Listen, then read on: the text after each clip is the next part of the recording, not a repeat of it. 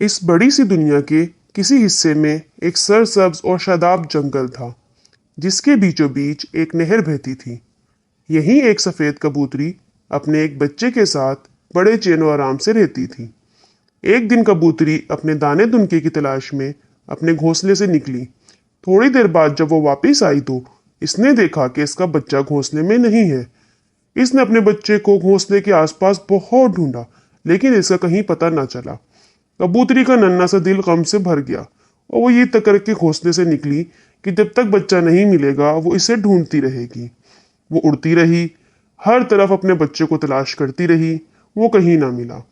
आखिर तक हार कर वो नहर के किनारे आ बैठी और रंजो और गम के मारे रोने लगी। वहीं एक मछली पानी में तैर रही थी। इसने जो कबूतरी को इस तरह रोते देखा तो पानी में से सर निकाला और बोली, ए खूबसूरत कबूतरी, तुम पर क्या मुसीबत आई है जो इस तरह रो रही हो? क्या तुम बीमार हो? कबूतरी ने जवाब दिया, मैं बीमार नहीं हूँ। मैं इसलिए रो रही हूँ कि आज जब मैं अपने घोंसले में वापस आई तो मैंने देखा कि मेरा छोटा सा बच्चा वहाँ नहीं है। मुझे डर ये है कि वो जंगल की सैर करने निकल गया होगा और चूंकि वो अभी बहुत छोटा है इसलिए गुम हो गया होगा। मछली ने कहा। तुम्हारा फर्ज था कि इसकी निगरानी करती। मैं भी तुम्हारी तरह एक माँ हूँ और मैं समझती हूँ कि तुम्हारे इस वक्त कितना रंज होगा। कबूतरी ने कहा, मैं इसलिए और भी ज्यादा परेशान हूँ कि मेरा बच्चा अभी बहुत छोटा है। वो नहीं जानता कि अपनी हिफाजत कैसे करे। मछली ने कहा। मैं तुम्हारे बच्चे को ढूंढने में तुम्हारी मदद करूंगी। मैं इसकी तलाश में इस नहर के आखिरी सिरे तक जाती। कबूतरी ने कहा, तुम्हारी इस मेहरबानी का शुक्रिया, लेकिन वो तो परिंदा है, पानी में नहीं रह सकता। मछली बोली, हो सकता है इसे प्यास लगी हो और पानी पीने नहर में आया हो, इसलिए मैं इसको ढूंढने जाती हूँ। तुम भी इसे ढूंढो। रोने धोने से कोई फायदा नहीं है।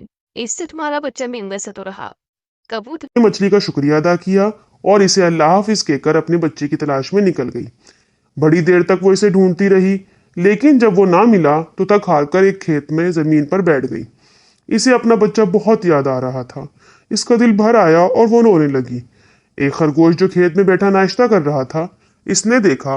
वो इसके पास आया और पूछने लगा, क्या बात है, क्यों रो रही हो? अगर भूखी हो तो मैं तुम्हें इस खेत में ले चलता हूँ। यहाँ तुम्हारे खाने पीने के लिए बहुत मजेदार चीजें हैं। कबूतरी ने रोते हुए जवाब दिया। मैं भूखी नहीं हूँ। खरगोश बोला। फिर क्या बात है, क्यों रोती हो? कबूतरी ने कहा, मैं इसलिए रो रही हूँ कि मेरा प्यारा छोटा सा बच्चा खो गया है। सुबह से ये वक्त हो गया है, वो मुझे नहीं मिला। मैंने हर तरफ उसे तलाश कर लिया है। खरगोश अगरचे खाने में मसरूफ था, लेकिन इसने कबूतरी को तसल्ली दी और कहने लगा, रंजीदा मत हो, मैं तुम्हारे बच्चे को तलाश करने में तुम्हारी मदद करूंगा। जितनी तेजी से मैं दौड़ सकता हूँ दौड़ूंगा और सारे जंगल में से तलाश करूंगा। कबूतरी ने उसका शुक्रिया अदा किया और उड़ गई। खरगोश भी कबूतरी के बच्चे को जंगल में तलाश करने के लिए रवाना हो गया। अपने बच्चे की तलाश में उड़ते उड़ते कबूतरी की निगाह एक गधे पर पड़ी, जो एक सब्ज़ाजार में खड़ा घास चल रहा था।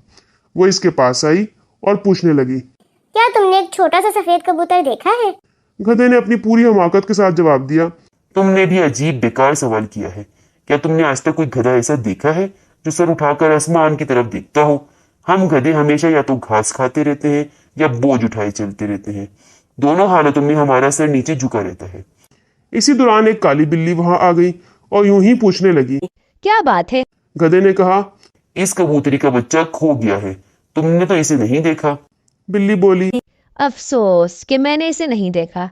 अगर वो मुझे मिल जाता तो मेरे नाश्ते का इंतजाम हो जाता। ये अल्फाज सुनकर कबूतरी का दिल फिर भर आया और वो रोने लगी। बिल्ली ने कबूतरी को रोता देखकर बोली, मेरे ख्याल में बेहतर यह है कि तुम अपने आप को मेरे हवाले कर दो, ताकि मैं तुम्हें खा जाऊं। इस तरह तुम्हारे गम भी मिट जाएगा और मेरी भूख का इलाज भी हो जाएगा।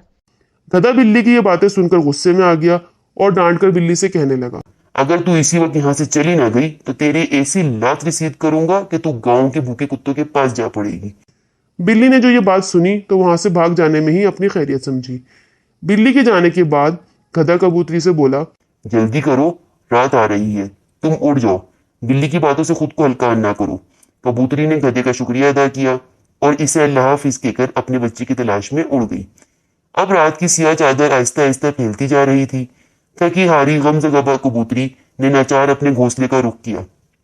जब वो घोंसले में पहुंचती तो खुशी से चिल्ला उठी, मेरे बच्चे। इसका नन्हा सफेद बच्चा घोंसले में बैठा हुआ था। कबूतरी की आंखों से आंसू जारी हो गए, मगर ये खुशी के आंसू थे। इसने अपने बच्चे से पूछा, तुम कहाँ थे? बच्चे ने जवाब दिया, मुझे रास्ता तो याद नहीं रहा था, बस अंदर दिल से किसी ने मेरी रहनुमाई की और मुझे यहाँ पहुँचा दिया। कबूतरी को याद आया कि वो जब छोटी सी थी तो एक दिन इसी तरह खो गई थी। वो कहने लगी, मेरे बच्चे, तुम ठीक कहते हो।